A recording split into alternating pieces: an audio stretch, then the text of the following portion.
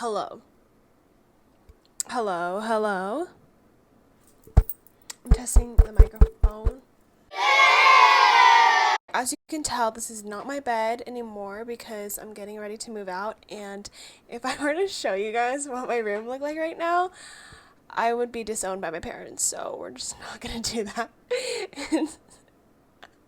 It's pretty painful to look at. It's pretty bad. It's been a process trying to pack all my stuff. If you know me, I know you know how much stuff I have. And you know what? We don't need to talk about that because I don't think it's very fair to talk about. We all have our vices. We all have our bad habits. We all have our interests, our hobbies, and I don't think that we should shame one another for our interests and our hobbies. But today you probably are watching this video because you want to know about NYU and you want to know what it's really like, what the experience is like. It's so funny. A lot of people will ask me the question, do you actually like it there? Like, do you like it? And I'm always like, yeah, like I love it. But I think for some reason that's kind of an unusual answer to some people. But I think it's all about what you make of it, and definitely the personality that you have. I would say it really depends.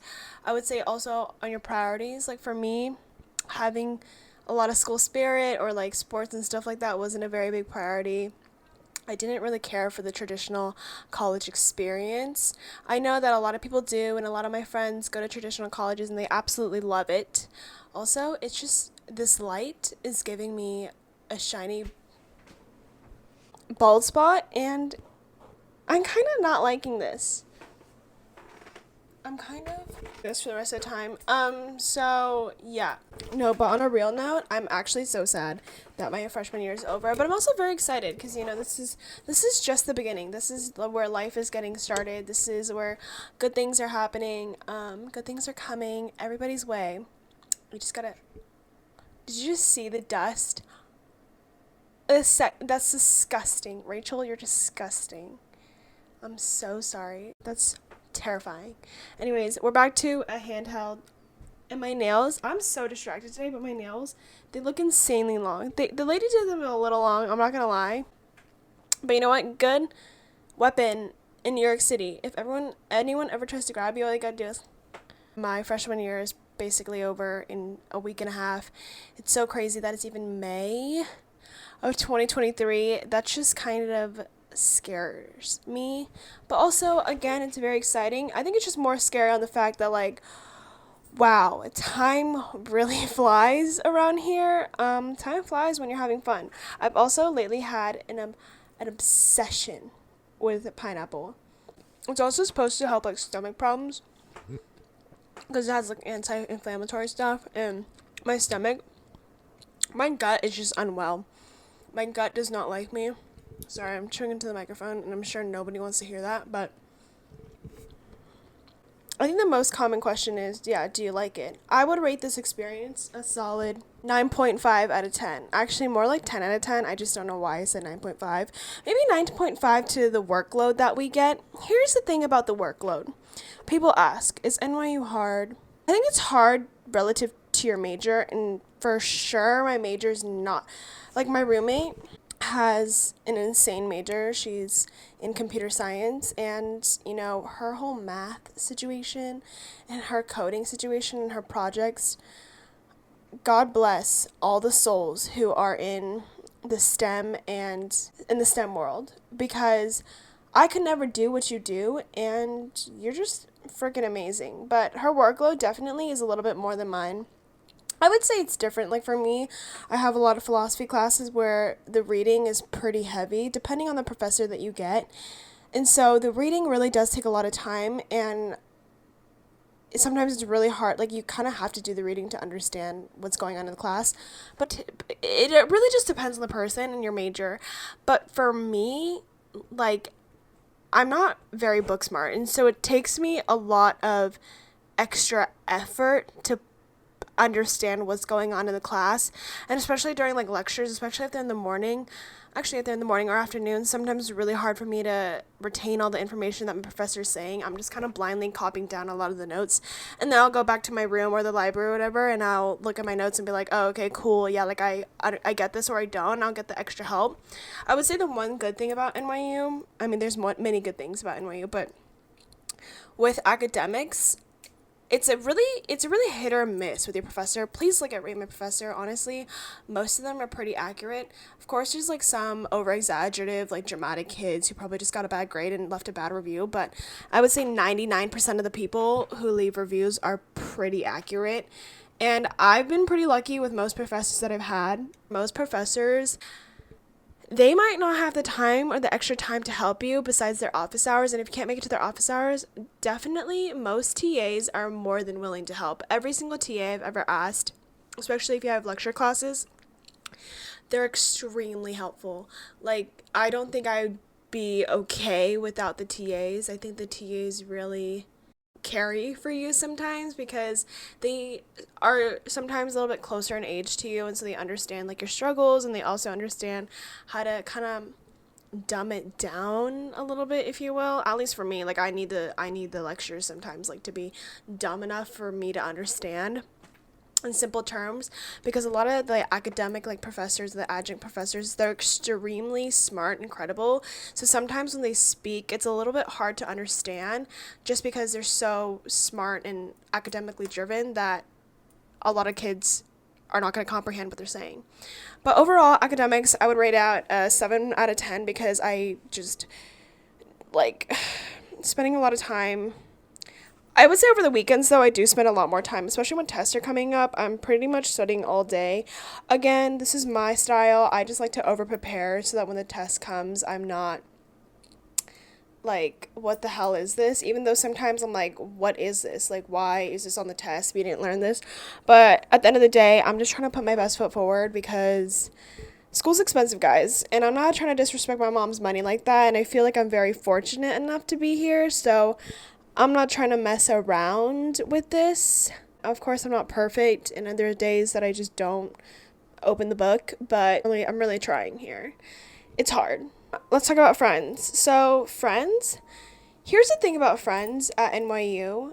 It's everyone here, especially if you're coming in like freshman year, we're kind of, majority of us are in the same boat. Of course, there's going to be other people that know other people from back home and like maybe had a mutual friend or whatever, because NYU's massive, like it's huge. There's so many kids.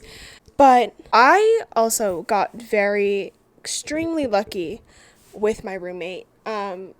She reached out to me. You're allowed to request, starting last year, you're allowed to request one person like to be roommates with, and usually I don't know. I just got lucky because this girl reached out to me, my roommate, on Instagram, and we literally bonded over our guilty pleasures. Sorry to expose you. She's not here, but our guilty pleasures of reality TV. I'm obsessed with the Kardashians. I'm obsessed with Real Housewives.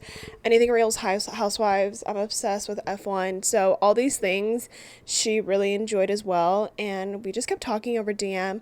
Make sure to FaceTime the potential roommate that you might have, because it could really be different from like when you text them versus when you call them on the phone, because you never know. I feel like with texting, like anyone can kind of like swerve their way in that, but sometimes people text differently than they actually do when they're talking on the phone. And I talked with my roommate twice over FaceTime before we came here, the summer before we came here, and just clicked right off the bat. So that was really nice. And obviously you never know what could happen, but again, I'm just really lucky that I got with her. And because I hear a lot of people struggling, I think freshman year for sure, because they feel like, you know, they had a bad roommate or they kind of had bad friend experiences.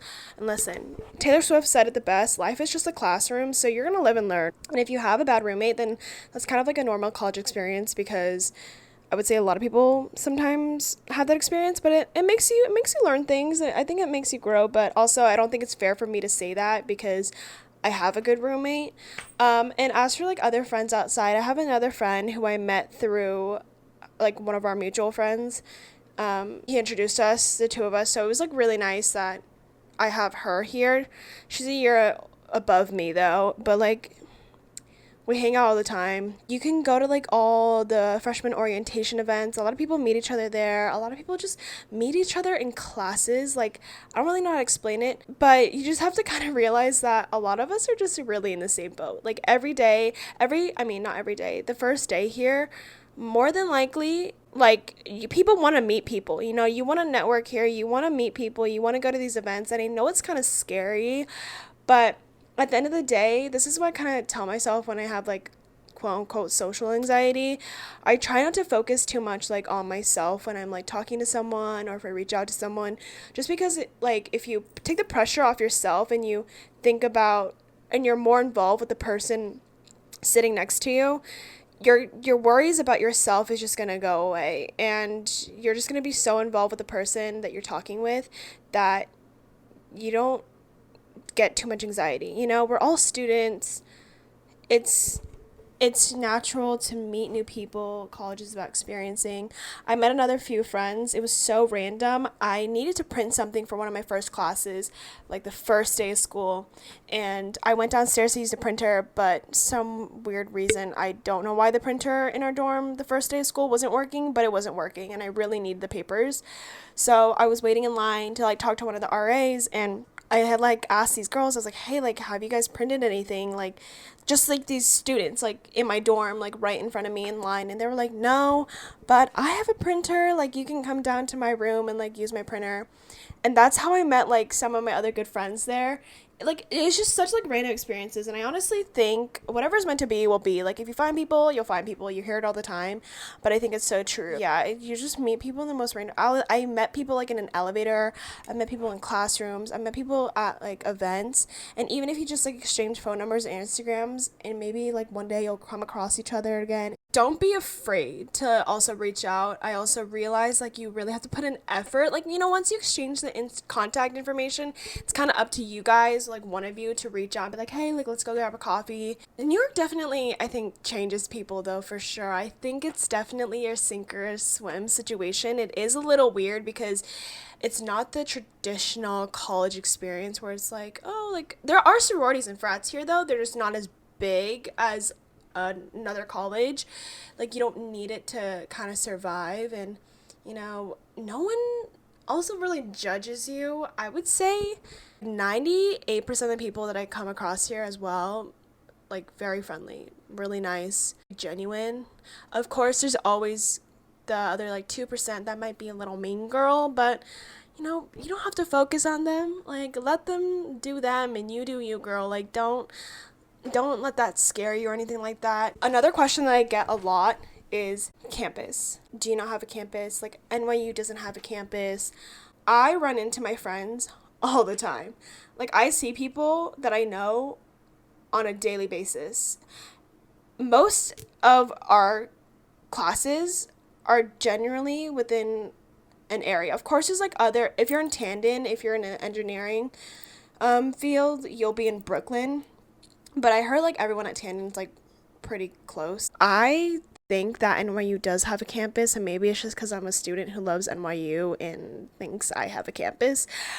Because Washington Square Park is literally bought out. Like, all around is restaurants and cafes, but also almost every single building there, when you walk around, is an NYU building. And it's also pretty cool. Like, we bought out like the old Forbes building. There was like a factory at one point. There's like so many other like conglomerates that NYU bought, and I just don't know. It's like cool, like being in a piece of history, I guess. There's like some buildings though that are like low-key scary, and like I always have this, there's like a running joke sometimes with my friends that it was like haunted before. Haters will say that NYU doesn't have a campus, but I'm telling you right now, we have our own unique campus. We just don't have like the pathways that connect all the buildings together. And basically, Washington Square Park is our campus. Oh, and Washington Square Park is always going to be crowded with students. And also, that's a really other good way to meet people, is actually at the park. Like, you just sit next to a bunch of students, and then they'll probably start talking to you, and then you guys will become like mutuals or something. Like, everyone here is pretty like easy to talk to. I also love New York because of that, because you can literally just talk to anyone wherever, and everyone's pretty individualistic. Listen, I'm mentally individualistic, but then sometimes I get sad when like my roommate doesn't do things with me. But like 98% of things that we do together, or like I'll like, if I have to go to Trader Joe's or something, like I'll ask my friend that lives like a few floors down from me. Honestly, I do things alone sometimes, a lot. Yeah, I do. I'll go to the library. I don't know, do I think maybe more in my head I do things more alone, but I like work out alone because I don't know, working out is just like a personal thing. I just don't like it when people see me sweating like a pig. It's actually embarrassing. The gyms here are pretty nice though. There's one in Palladium that's like a dorm room here, and then there's another one, Lafayette. I only go to Lafayette because Palladium scares me because that's all the athletes go, and I am no athlete. Yeah, I'm like no athlete, but that's also a really good way to make friends if you are an athlete. I know NYU isn't like known for their sports, but I feel like it's a really good way to make friends. I always see the athletic teams like sitting together and they seem pretty close, so I don't know. Another way to make good friends is join clubs. When you join clubs, you meet a lot of people. NYU is definitely like known for like diversity, but you meet so many. I've met so many different types of people just like the 6 months that I've been here. And it's kind of crazy how many different types of people that you meet, like people that you never thought that you could be friends with, you end up becoming friends with, or people like who just like have different perspectives and opinions than you, and you learn to like respect that and like not be judgmental of it. I think NYU's really also tested kind of my stereotyping. I think I kind of used to be a judgmental person. I think we're all, I don't know, I'm not going to speak for all people, but like honestly, yeah, sometimes I can be really judgmental. It's just unfortunately a bad side to me, but I also have been really trying to be like open-minded. And let me tell you, New York definitely tests that boundary of mine, and I think I've gotten a lot better at not being judgmental, but like, it's still a work in progress, definitely not perfect. And who am I to judge? Who are we to judge by a book by its cover or anything like that? You also realize that everyone here just has like such a different background or story, and I don't know. I just really love New York. And I'm really, really sad that I don't get to stay here during the summer. But you know what? That's okay because I'm probably